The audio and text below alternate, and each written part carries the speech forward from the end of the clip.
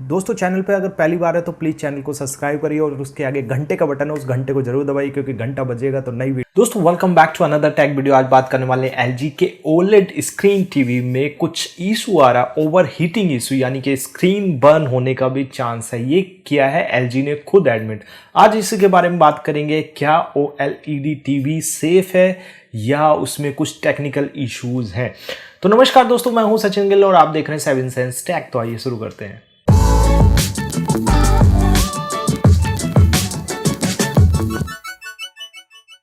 तो दोस्तों OLED TV माना जाता है अपने आप में मास्टर ऑफ टीवी, यानी कि अगर टीवी का कोई मास्टर होता तो ओएलईडी स्क्रीन मानी जाती है। तो इसमें सोनी और एलजी जो है बढ़ चढ़ के ओएलईडी टीवी बनाती। दोस्तों रिसेंटली एक न्यूज निकल के आई कि एलजी के ओएलईडी टीवी में उनमें सेल्फ लिट पिक्सल्स थे, वो ओवर हीटिंग का शिकार होने की समस्या का सामना हुआ है। तो ये पूरा मैटर क्या है मैं आपको बताने वाला हूँ। उससे पहले अगर आपको latest smart TV, smartphone, home theatre system या ओएलईडी टीवी भी देखने तो आप हमारी वेबसाइट 7sense.in पर जरूर जाइए और वहां पे सर्च, कंपेयर, अमेजन, फ्लिपकार्ट से प्राइस एक ही जगह पर देखिए। जहां पे सबसे सस्ता हो आप वहां से परचेज कर लीजिए।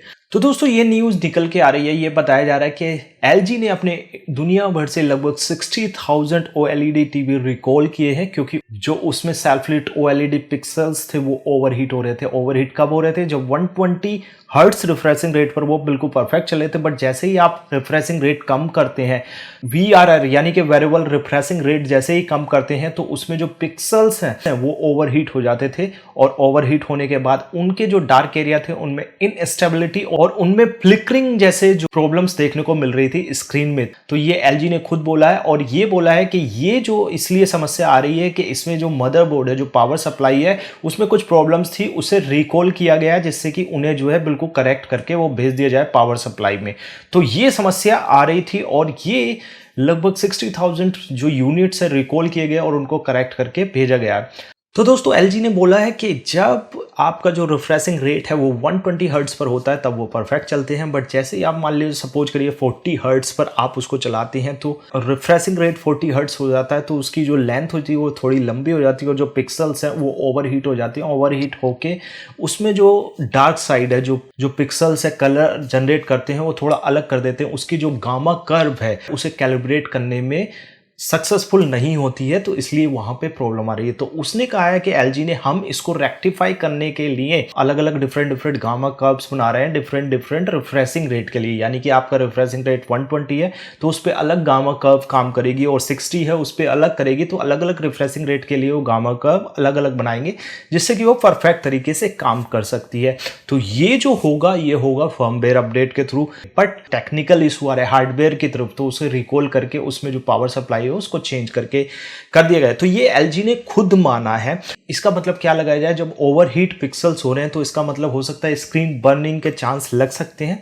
तो दोस्तों ये पॉसिबल है कि स्क्रीन बर्न के चांस उसमें हो सकते हैं, बट एलजी ने वो खुद एक्सेप्ट किया है और एक्सेप्ट करने के बाद उसको रिकॉल किया, रिकॉल करने के बाद करेक्ट किया, जो कि एक बहुत बड़ी कंपनी होने के नाते एलजी ने इस चीज को बहुत अच्छे से हैंडल किया है कि कस्टमर को हमारे कोई भी प्रॉब्लम ना हो और हमारी जो लॉयल्टी है, कस्टमर की लॉयल्टी, वो हमारी तरफ बनी रहे। तो ये होती है बड़ी कंपनी की बात कि बड़ी कंपनी किस तरीके से कस्टमर्स का ध्यान रखती है और उनकी लाइफ का भी ध्यान रखती है। अगर स्क्रीन बर्न होती है, ओवर हीटिंग होता है, मान लो स्क्रीन बंद हो जाए, टीवी भी जल सकता है, उसके चांसेस है, बट वो उसने खुद ही एक्सेप्ट कर लिया और एक्सेप्ट करने के बाद रिकॉल कर लिया है। तो क्या अब क्वेश्चन ये उठता है, क्या दोस्तों ये सारे जो ओएलईडी टीवी है उनमें हो सकता है? बिल्कुल हो सकता है। जब एलजी में हुआ है तो हो सकता है सोनी में भी हो, और ऐसा नहीं है कि ओएलईडी टीवी में ही हो सकता होने को, तो ये क्यूएलईडी टीवी या नॉर्मल टीवी में हो जाता।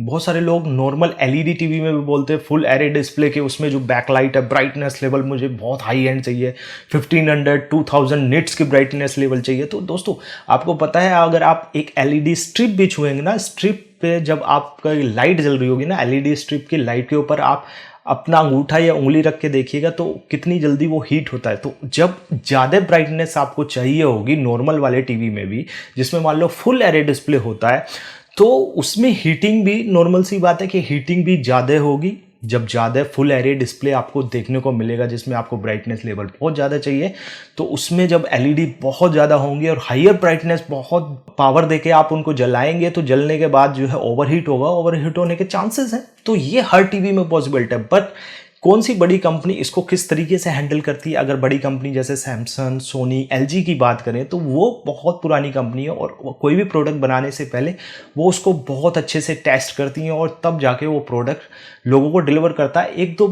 ऐसे चांस हो जाते हैं जैसे अभी एलजी के साथ हुआ है, तो वो उसको रिकॉल कर लेती है। एज ए बड़ी कंपनी के नाते वो अपने कस्टमर का ध्यान रखती है, लॉयल रहती है अपने कस्टमर की तरफ। तो ये बहुत अच्छी चीज़ है, इस चीज़ का स्वागत करना चाहिए हमेशा से।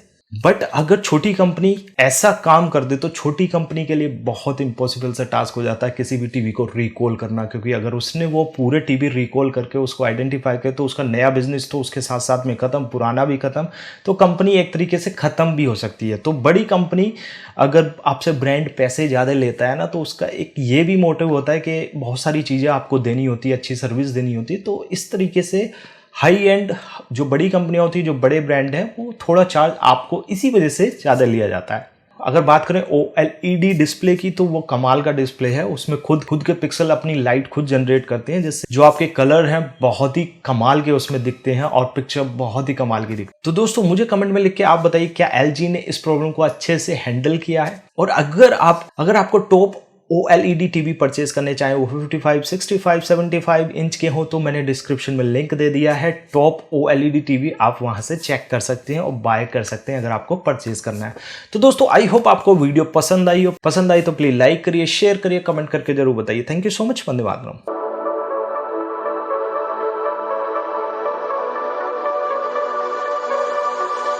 Under pressure, no more time.